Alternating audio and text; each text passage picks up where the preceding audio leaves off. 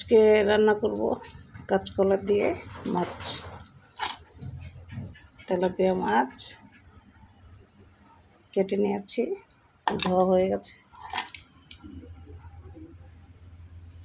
এই মাছ দিয়ে কাঁচকলা দিয়ে রান্না করব।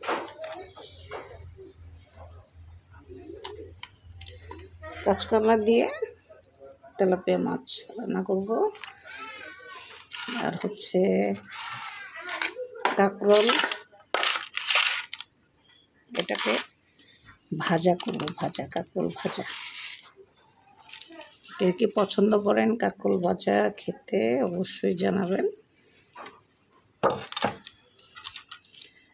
কাঁকরোল ভাজা খেতে কিন্তু অনেক মজা, খুবই মজা। এখন এটাকে হলুদ মরিচ দিয়ে সুন্দর করে মেখে নেব, মেখে তারপরে কিছুক্ষণ রেখে দিব। হালকা পানি ছিটিয়ে দিই যেন প্রত্যেকটা কাঁকরোলের গায়ে হলুদ মরিচ ভালোভাবে লাগে।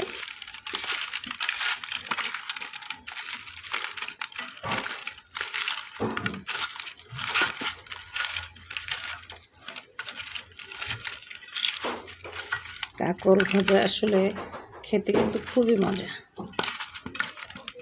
আমার হাজব্যান্ড কাঁকরোল ভাজা খেতে খুবই পছন্দ করে। কাঁকরোল ভাজা হলে ওনার আর কিছুই লাগে না।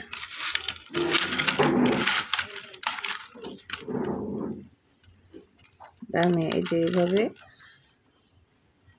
পিস করে নিয়েছি, ভাজবো এই জন্য পাতলা করে কেটে নিতে হয়। এইভাবে হলুদ মরিচ দিয়ে মাখানো হয়ে গেছে। এখন হালকা জালে ঢাকনা দিয়ে ভেজে নেওয়া পালা। মাখা হয়ে গেছে, কাঁকরোল মাখা হয়ে গেছে।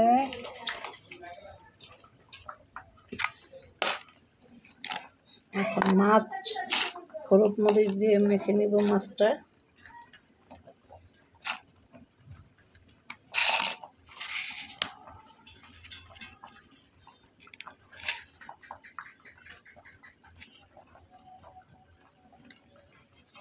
একটু পানি দিয়ে দিই যেন হলুদ মরিচটা ভালো করে লাগে মাছের গায়ে।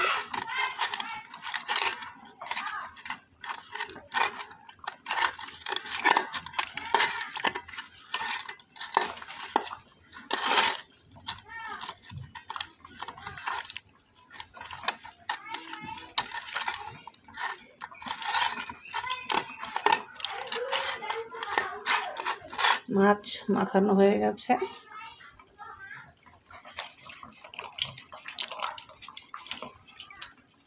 কাঁকরোল ও হলুদ মরিচ মাখানো হয়ে গেছে। এখন এগুলো সুন্দর করে ভেজে নেওয়ার পালা, রান্না করার পালা। অলরেডি ভাত হয়ে যাচ্ছে।